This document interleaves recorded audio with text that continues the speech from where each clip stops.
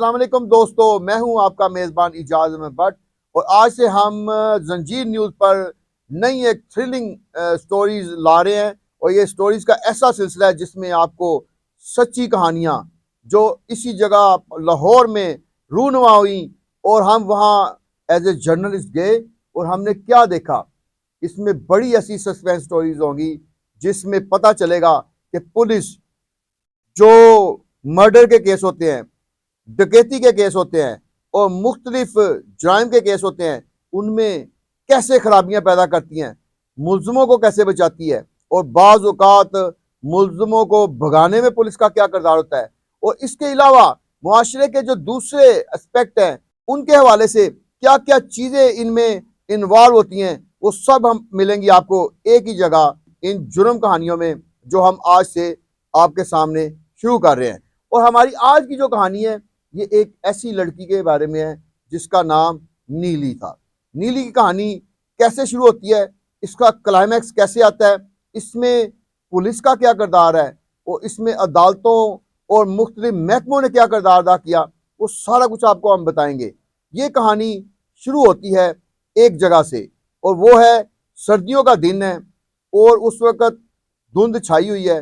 सुबह 9-10 बजे के करीब टाइम है और लाहौर के एक पोश इलाके के पास जो वाकया गंदा नाला है, वहां से दो दोस्त जो है ना वो साइकिल पर जा रहे थे। वो मजदूरी करने के लिए जा रहे थे तो एकदम एक दोस्त जो है ना वो एक जगह जाके रुक जाता है। तो वो अपने दोस्त को कहता है, वो बशीर इधर तो आ यार। तो वो वापस आता है, कहता क्या हुआ है। कहता यार मैं ये जो नाले के पास से गुजरा हूं ना तो मुझे कुछ अजीब सी चीज नजर आई है। वो भी रुक जाता है, कहता क्या चीज है। वो थोड़ा सा आगे होकर देखते हैं क्योंकि धुंध होती है, अभी सूरज निकल रहा होता है। तो धुंध में वो देखते हैं कि एक बोरी पड़ी होती है। वो और करीब होते हैं तो उस बोरी में से एक निस्वानी हाथ बाहर निकला होता है। उस हाथ को देख के वो खौफजदा हो जाते हैं।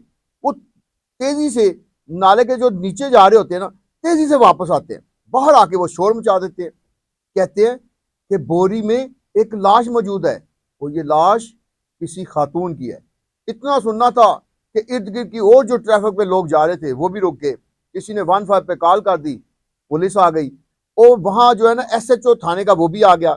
उसने 2 कांस्टेबल को नीचे भेजा कि नाले के नीचे जाएं और वो देखा कि नाले का पानी थोड़ा दूर है, वो जो साइड पे कीचड़ सा होता है ना वहां एक बोरी पड़ी हुई थी। तो वो 2 कांस्टेबल गए नीचे और वो बोरी उठाकर बाहर ले आए। जैसे उन्होंने बोरी थोड़ी सी खोली तो बोरी में से एक लड़की जो है ना वो बरामद हुई।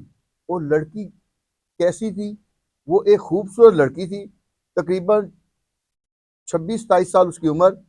और उसके जो कपड़े थे वो बिल्कुल मॉडर्न और उसने मेकअप भी किया हुआ था, बुंदे भी पहने हुए और उसने पूरी तरह तैयार थी।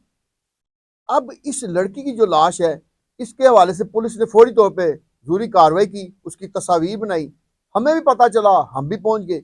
लेकिन लाश को देख के कुछ थोड़ा सा मैं भी ठटका कि ये कुछ खास चीज है इस लड़की की डेड बॉडी को देख के। और डेड बॉडी इतनी पुरानी नहीं नजर आ रही थी क्योंकि सर्दियों के दिन थे, इस वजह से डेड बॉडी खराब भी नहीं हुई। तो पुलिस वाले उसको ले गए, हमने भी तस्वीर हासिल कर ली उसकी। तो उसके बाद जो सस्पेंस था ना वो ये था कि उस लड़की ने नीले रंग की शर्ट पहनी हुई थी, नीली उसने जीन्स की पैंट पहनी हुई थी और उसके साथ उसने नीले बुंदे पहने हुए थे और जो उसके नाखून थे उनके ऊपर उसने नीली नेल पॉलिश लगाई हुई थी। तो नीले रंग का कंट्रास्ट इतना ज्यादा था कि हमें थोड़ा सा हैरानगी हुई कि इतना ज्यादा नीले रंग से मोहब्बत किसी लड़की को कैसे हो सकती है। तो उसके बाद केस पुलिस ने जो है ना वो पोस्टमार्टम के लिए भिजवा दिया। अब पोस्टमार्टम के लिए भिजवाने के बाद हमने वो एक मामूली सी जैसे छोटी सी खबर होती है कि लड़की की लाश मिली, जैसे रूटीन में चलती है। लेकिन 4-5 दिन जब गुजरे तो मुझे फिर से हुआ कि पता तो करूं। तो उस इंस्पेक्टर साहब को फ़ोन किया मैंने कहा उसका क्या बना है। कहते अभी तक कुछ पता नहीं चला, लेकिन हमने इर्द गिर्द के जो थाने हैं ना वहाँ इसकी इतला पहुँचा दी है और उसकी जो डेड बॉडी उसके हवाले से जरूरी कार्रवाई भी की है। लेकिन मैं आपको ये बताता चलूँ, ये उन दिनों का वाक़या है जब मैं रोज़नामा जंग में क्राइम एंड इन्वेस्टिगेशन पेज का इंचार्ज होता था। उन दिनों में ये जो आजकल का बायोमेट्रिक ये सिस्टम वगैरह नहीं था। पुलिस जो है ना, जब भी कोई इस तरह की लावारिस लाश मिलती थी तो एक इश्तिहार होता था अखबारात में, इश्तिहार शोरो होगा, वो दे के अखबार में, तो पुलिस भूल जाती थी कि अब अगर कोई वायरस है तो खुद आए। लेकिन इसमें क्या हुआ कि एक हफ्ता भी गुजरा नहीं था तो इन्होंने एक दूसरे थाने में, जिन जिन थानों में ये लड़की की तस्वीर भेजी हुई थी, उनमें से एक थाने के इंस्पेक्टर ने इस इंस्पेक्टर को फ़ोन किया कि हमारे थाने में एक रपट दर्ज है कि एक लड़की जो है ना, नौजवान, वो घर से गई है और उसके बाद घर वापस नहीं आई, तो क्यों ना हम दोनों का रिकॉर्ड आपस में मैच करें। जब उन्होंने किया और उस लड़की की बहन को बुलाया, उसको तस्वीर दिखाई, तो वो रोना शुरू हो गई और ये सारा मामला खुल गया कि वो उस लड़की की बहन है। अच्छा, इतना वाकया हुआ तो उस इंस्पेक्टर साहब ने अगले दिन मुझे कहा कि बाट साहब, आपके मतलब का केस आ गया है, वो जो लड़की जिसका आप पूछ रहे थे ना, उस लड़की के कातिल का भी पता चल गया है और हमने मुलजम को भी पकड़ लिया है, और अगर आपने इसका इंटरव्यू करना है तो आ जाए। मैंने अपना वो कैमरा पकड़ा और मैंने कहा मैं इसका इंटरव्यू करना चाहता हूँ। जब मैं वहाँ पहुँचा तो उन्होंने मुझे पेश किया कि ये हमारे स्पेशल ब्रांच के इंस्पेक्टर हैं और ये जो है ना, इस तरह के केस की स्टडी कर रहे हैं, और इस्लामाबाद से आए हैं और ये स्टडी कर रहे हैं कि ये जो इस तरह के कत्ल है लड़कियों के कैसे हो जाते हैं। ये उस सारे मामला की छानबीन करते हैं और एक रिपोर्ट तैयार करते हैं। वो बाद में मुझे पता चला कि उस लड़की की बहन ने कहा था कि हमने मीडिया पे बिल्कुल खबर नहीं देनी, हमने इसके हवाले से मजीद कोई कार्रवाई भी नहीं करनी, और हमने जो है ना, इस हवाले से अपना मामला जो है ना खामोशी से रखना है। तो इस वजह से उन्होंने ये नहीं बताया कि ये साफ़ी हैं। और मैंने उनका जब इंटरव्यू शुरू किया तो उसकी बहन जो थी उसने बुर्का पहना हुआ था, और मुझे जब एक कमरे में मुझे इंटरव्यू देने के लिए वो आई, जहाँ मुझे उन्होंने एज ए इंस्पेक्टर बिठाया था, तो उस लड़की ने बुर्का उतारा, नीचे उसने भी मॉडर्न किस्म के कपड़े पहने हुए थे और लेटेस्ट स्टाइल के उसके बाल कटे हुए थे। तो मुझे पता चला कि ये कत्ल होने वाली लड़की की छोटी बहन है। मैंने उनको बिठाया, उनके साथ गुफ्तगू का आगाज़ किया। उसके साथ एक लड़का था जिसको जिमी जिमी कह रही थी। उसको मैंने पूछा तो वो कहता है कि सर, मैं आपसे बड़ा मुतासर हूँ। मैंने कहा क्या वजह है? कहते हम तो, मैं जर्मनी से आया हूँ, तो जर्मनी में तो बड़ा लेटेस्ट तरीके से इन्वेस्टिगेशन की जाती है, लेकिन मुझे नहीं पता था कि पाकिस्तान में भी इतना एडवांस माहौल हो गया कि पाकिस्तानी पुलिस जो है वो सादा कपड़ों में, स्पेशल ब्रांच वाले भी आते हैं, वो इस तरीके से इसका यानी सारे केस को स्टडी किया जाता है। मैंने उसको बिठाया, उससे भी इंटरव्यू किया, और जब ये दोनों से मैंने इंटरव्यू किया उसके बाद मैंने मुलजम से भी इंटरव्यू किया। तो ये सारा इंटरव्यू जब कंप्लीट हुआ तो एक बड़ी ही हैरान कुन स्टोरी सामने आई। मेरा ख्याल है ये स्टोरी मैं आपको उनकी ज़बानी सुनाऊं तो ज़्यादा अच्छा रहेगा। ये जो लड़की थी जिसका कत्ल हुआ था ना, जो जिसको नीले लिबास से और नीले रंग से बड़ी मोहब्बत थी, इसका नाम भी नीली था, और ये 3 बहनें थी जो पाकिस्तान में रहती थी। और उसकी बहन ने मुझे बताया कि कुछ अर्सा पहले पाकिस्तान से अमेरिका जाने के लिए एक लॉटरी सिस्टम का इजरा हुआ था कि जिसका नाम निकलेगा उनके घर पूरी फैमिली को अमेरिका का जो है ना वो वीज़ा दे दिया जाए। इनके वालिद के नाम से वो निकल आया। जब वालिद साहब जाने लगे अमेरिका तो उसने कहा कि मेरी बच्चियां जवान हो रही हैं, बड़ी बेटी जवान है, तो मैं अगर बेटियों को अमेरिका ले गया तो वहां जाके इनकी यानी वो अखलाकियात पे असर पड़ेगा, तो मैं ऐसे करता हूँ कि तीनों बेटियों को यहाँ छोड़ देता हूँ दादा और दादी के पास, और एक जो मेरा बेटा है उसको लेके मैं अमेरिका चले जाता हूँ। अब वालदैन ने सोचा तो बहुत बड़े लेवल का कि हम अपनी बच्चियों के जो है अखलाकियात खराब ना होने दें, इनको अमेरिका के माहौल में ना लेके जाएं, इनको पाकिस्तान के जिसको वो समझते एक मुकद्दस माहौल है यहाँ छोड़ के जाए। वो छोड़ के चले गए, दादा दादी यहाँ रह गए। अभी उनको गए 1 साल भी नहीं बीता था, इन लड़कियों ने देखा कि इनके एक दिन दादा की तबीयत खराब हुई और वो हार्ट अटैक हुआ, वो फोत हो गए। जब दादा फोत हो गया पीछे दादी रह गई। वालदैन का भी वहाँ मामला जो चल रहे थे वो भी ना आ सके, तो उन्होंने कहा कि अभी हम कुछ अरसे बाद आएंगे, तो दादा को दफना दिया गया। जब दफना दिया गया तो अब दादी घर में अकेली रह गई, और दादी की नज़र जो थी वो थोड़ी ख़राब थी। तो ये तीनों बहनों ने सोचा कि अब तो हमें किसी ने चेक ही नहीं करना। इन्होंने गाड़ी, इनको गाड़ी इनके पास मौजूद थी, पोश इलाके में रहती थी। इन तीनों बहनों ने गाड़ी पे निकलना तो फोर्टे स्टेडियम के पास एक बड़ी मारूफ बेकरी है, वहाँ इकट्ठे होना। वहाँ इन्होंने ये सिलसिला बनाया था कि जो दोनों छोटी बहनें थी ना, वो बड़ी यानी जिनको समझे कि थोड़ी तेज तरार हो गई थी, उन्होंने अपने दो बॉयफ्रेंड बना लिए। और वो जो दोनों बॉयफ्रेंड हैं उनके साथ गाड़ियों में अलग अलग बैठना, और ये इन्होंने एक नाम रखा था फन ड्राइव का। तो ये फन ड्राइव पे निकल जाती थी। और ये कहती है जो छोटी बहन थी, इसने खुद मुझे बताया कि फन ड्राइव में हमने ये असूल बनाए थे कि हमने सिर्फ ड्राइविंग करनी है, दोस्तों से गिफ्ट लेने हैं, उनके साथ होटल में खाना खाना है, लेकिन किसी के साथ किसी होटल में नाइट नहीं गुजारनी। कि ये इन्होंने खुद साख्ता असूल बनाए। उसके बाद इन्होंने क्या कहा कि जब दो बहनें हर दफा चली जाती है, ये जो नीली थी बड़ी बहन, ये मना नहीं करती थी, ये भी इंजॉय करती थी, लेकिन ये गाड़ी में या उस बेकरी के पास बैठ जाती थी। जब वो वापस आती थी तीनों इकट्ठी आ जाती। एक रोज क्या हुआ कि वो जो दो लड़के आए ना, उनके साथ एक तीसरा दोस्त भी आ गया। तो उन्होंने कहा कि ये जो बड़ी बहन है नीली, इसके साथ ना हम इसकी फ्रेंडशिप करा देते। वो एक लड़का था जिसका नाम था यासर, उससे उसकी फ्रेंडशिप करवा दी। अब ये यासर इसको लेके जा रहा है और दूसरे दो लड़के दोनों बहनों को लेके जा रहे हैं। अब ये फन ड्राइव हो रही है, रोजाना की सतह पे हो रही है। एक वक्त आया कि वो जो यासर है उसने कहा कि मैं 9 बहनों का इकलौता भाई हूं, तो अब मैंने तुमसे शादी करनी है। तो ये मान नहीं रही थी, तो नीली ना मानी। तो कुछ अर्सा तक ना ये वैसे फन ड्राइव करते रहे। और एक वक्त आया कि इनके दरमियान कोई ऐसा काम हो गया कि जिसकी वजह से नीली ने खुद कहा कि अब हमें शादी कर लेनी चाहिए। तो अब इन्होंने अपने वालिदैन को भी नहीं बताया हुआ था कि पीछे ये किस तरह की जिंदगी गुजार रही हैं। इन्होंने क्या किया कि वो जो यासिर है उसको कहा कि तुम अपने वालिदैन अपनी वालदा को और घर वालों को हमारे घर भेजो। वो यासर जो है वो अपने घर गया, उसने अपनी दो बहनों को और वालदा को इनके घर भेजा। वो आके देख के गई। तो शाम को उन्होंने जब यासर को बताया तो उन्होंने कहा हमने तो इस लड़की से शादी नहीं तुम्हारी करनी। उसने कहा क्यों? उसने कहा इसलिए नहीं करनी कि ये जो लड़कियां, इनके महल्लेदारों ने बताया कि ये तो बड़ी आवारा गर्द हैं और ये जीन्स पहनती हैं और निकल जाती हैं, रातों को लेट नाइट आती हैं, और इनके बॉयफ्रेंड भी इनको छोड़ने आते हैं। तो मेरी वालदा, उस यासर की वालदा और जो दोनों बहनें, उन्होंने इनकार कर दिया। तो यासर ने कहा अगर आपने मेरी शादी ना की तो मैं कहीं भी नहीं शादी करूंगा। वो चला गया घर छोड़ के, और उसके थोड़े दिन के बाद ही उसने जाके उस नीली से कोर्ट मैरिज कर ली। कोर्ट मैरिज कर ली तो उसकी वालदा जो थी उसने कहा मेरी 9 बेटियों का एक ही भाई है, तो मैं तो इसके बगैर नहीं रह सकती।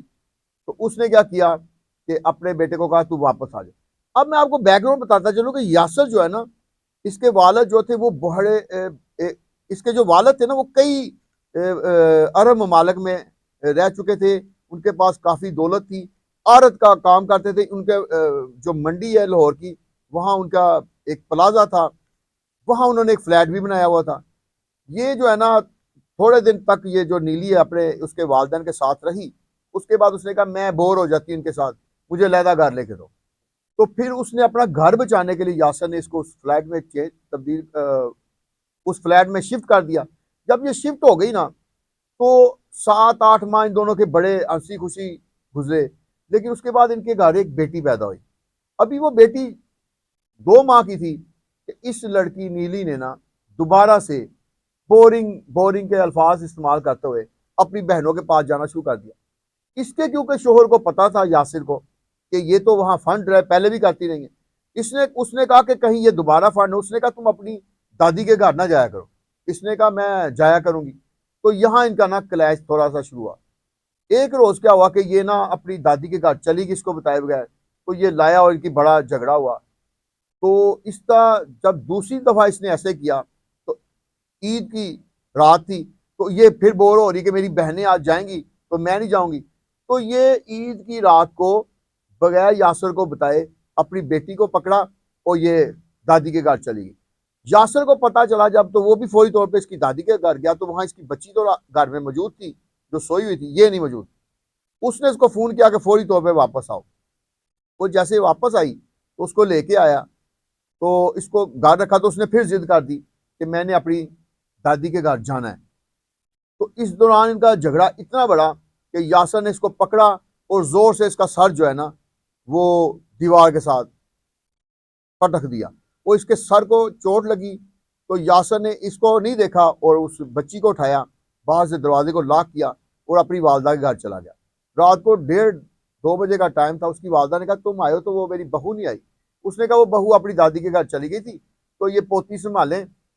और वो पोती देखे ना, वो भी 2 दिन से जगराते में था क्योंकि इसकी टेंशन में लगा हुआ था।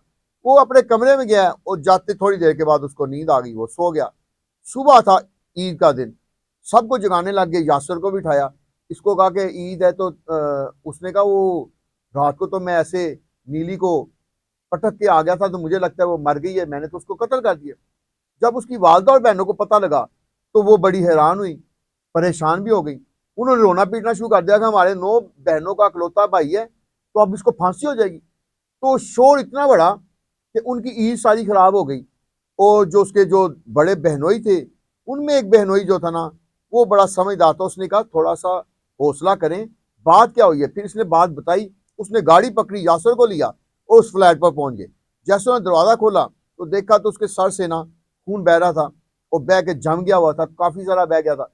उसने जब सांस चेक की तो वो देखा कि वो अपनी जान से जा चुकी। उसने कहा ये तो मर गई है।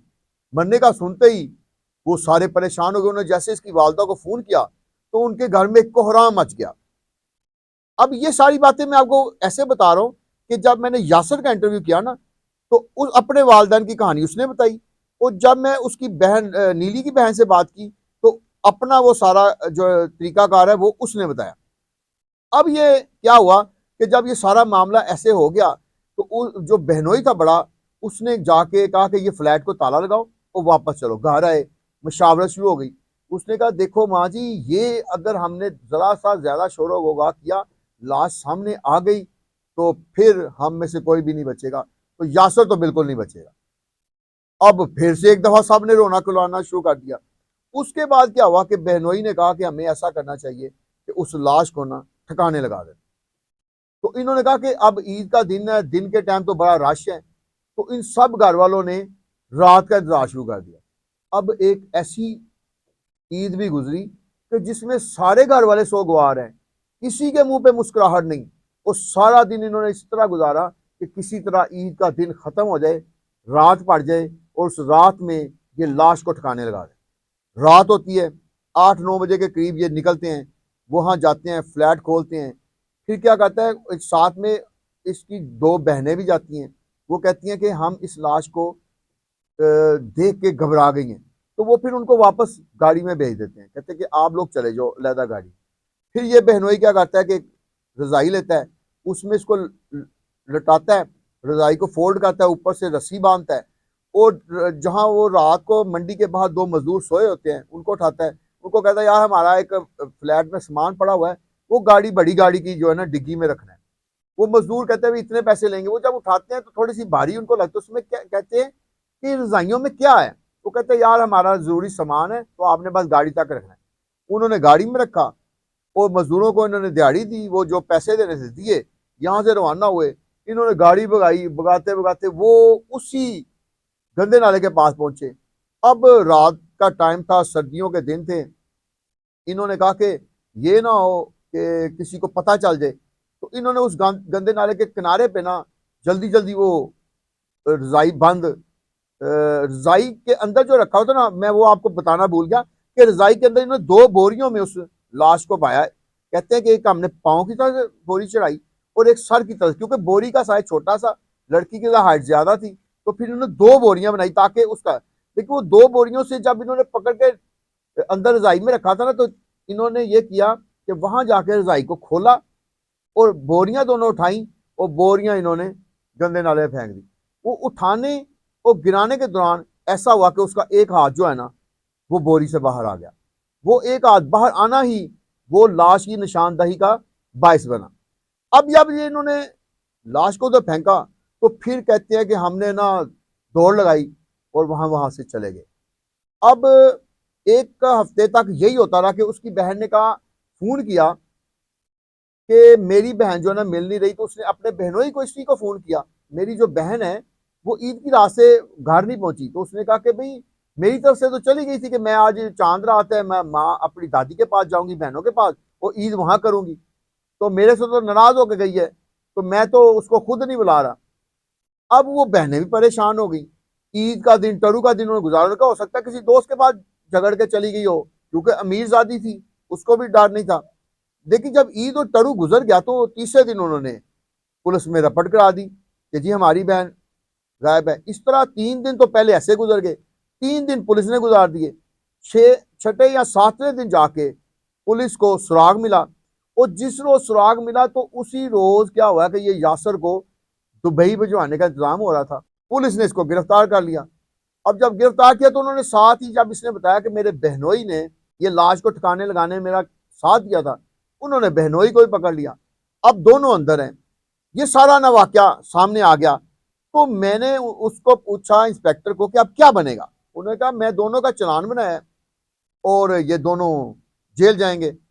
कुछ दिन गुजरे तो मैंने इंस्पेक्टर से पूछा कि जी कैसे क्या बना। वो कहते बाट साहब मुझे ना इन्होंने उस वक्त, यानी इतने साल पहले का वाक़या है, उस वक्त 5 लाख की ऑफर करवाई कि 5 लाख ले लें, सिर्फ बहनोई का नाम जो है ना वो आप FIR में दर्ज ना करें कि ये इसने लाश साथ में ठिकाने लगाई, सिर्फ मुलजम का नाम लिखें, क्योंकि मुलजम ने तो किया है। उनका मकसद ये था कि बहनोई बाहर होगा तो इस केस को सारा फाइट करेगा, क्योंकि करोड़पति तो वो पहले से थे। लेकिन वो इंस्पेक्टर ने कहा कि मैंने वो 5 लाख की ऑफर ठुकरा दी। मैंने कहा नहीं, ये लड़की के साथ बड़ी ज्यादती हुई है, तो इन दोनों के जेल में जाना चाहिए। कहते मैंने चालान भरा, दोनों को जेल भिजवा दिया रिमांड के बाद। तो उसके बाद से ना मेरा काम खत्म हो गया। अच्छा, मैंने ये फीचर लिखा, जब शाया हुआ, नीली की मैंने तस्वीर लगाई तो बड़ी दुनिया ने पढ़ा। तो उसके बाद ना मुझे कुछ फोन भी आए और खतूत भी मिले कि नीली के वाकया का क्या बना है, हमें बताएं। तो कुछ अरसे बाद ना मेरा भी जेहन में आया कि यार इसका फॉलो अप तो लें कि दोनों, वो शोहर भी पकड़ा गया था और बहनोई भी। तो एक रोज क्या हुआ कि उसी इंस्पेक्टर के पास में गया, तो मैंने उसको कहा कि वो नीली वाले वाकया का क्या हुआ। कहते बाट साहब वो कहानी अभी खत्म नहीं हुई थी। मैं हैरान हो गया। मैंने कहा इसका मतलब कहानी अभी जारी थी। कहते जी कहानी आपने तो समझा कि मुलजम पकड़े गए हैं और कहानी खत्म हो गई, कहानी वहां खत्म नहीं हुई थी, कहानी का वहां से नया सिरा शुरू हुआ। मैंने कहा वो कैसे। कहते एक रोज क्या हुआ कि मैं एक और केस में उसी अदालत में पहुंचा हुआ था कि थोड़ी देर बाद ना अदालत की तरफ से पुकार हुई कि यासर फलां केस में मुलजम यासर पेश हो। अब मैंने वो गिरफ्तार किया हुआ था, मुझे याद आ गया। मैंने कहा अभी यासर को मिलता हूँ, देखता हूँ कि उसका क्या हालात बने। जब वो मुलजम आया तो मैंने देखा वो यासर ही नहीं है। मैंने कहा क्या मतलब। कहते जी बाट साहब इस दौरान उन्होंने मुलजम ही चेंज कर दिया, पैसे का कमाल देखें। मैंने कहा मुलजम कैसे चेंज कर दिया। कहते फिर मैं आगे हुआ हूँ, मैंने उस जो सो कॉल्ड यासर बनाया हुआ था ना उसको जाके पूछा है मुझे जानते हो।